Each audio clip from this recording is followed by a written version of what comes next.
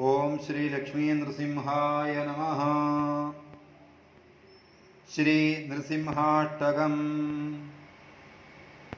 श्रीपतिं विधीशशक्रदेववृन्दवन्दितं वत्सगौतमातृकश्यपादियोगिपूजितं भक्तवर्यदैत्यराजपुत्रसन्ततार्चितं श्रीकरं नृसिंहमाश्रये दयाघनं हरिम्।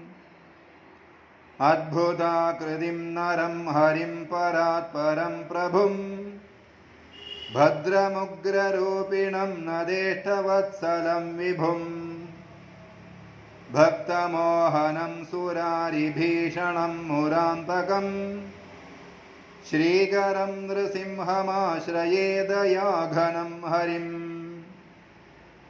वेदवेदितार्थतत्त्वगम्यरूपमव्ययम् निर्मलं निरामयं प्रतीतिदूरमीश्वरम् निर्गुणं समस्तदिव्यसद्गुणाकरं परं श्रीकरं नृसिंहमाश्रये दयाघनं हरिम्।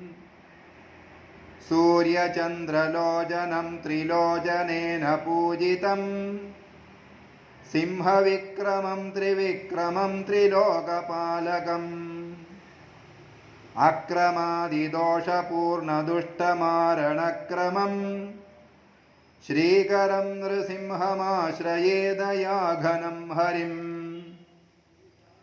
मेघनादशङ्खिनं सुरारिघादिचक्रिणं दैत्यजानुदारिणी गदायुधं रमाप्रियम् कामलोभमोहकोपनाशि पद्मभूषितं श्रीकरं नृसिंहमाश्रये दयाघनं हरिम्।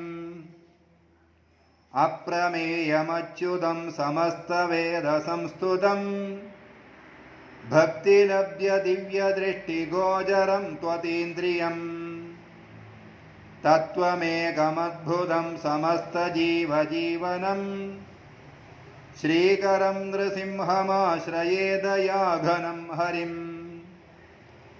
दानवारिपोषणं सुरारिवंशशोषणं इन्द्रियेशमिन्दिरापदिं हृदब्जवासिनं कादिशीमठीय सर्वयोगिवर्यपूजितं श्रीकरं नृसिंहमाश्रये दयाघनं हरिम्।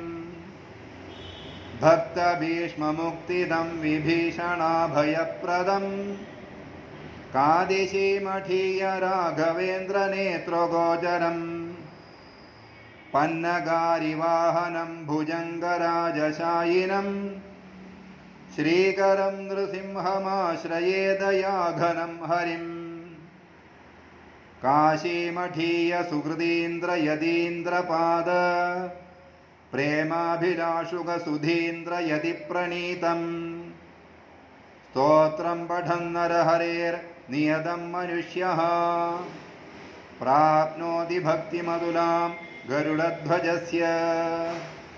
इति श्रीमत्सुधीन्द्रतीर्थकृतं श्रीनृसिंहाष्टकं सम्पूर्णम्।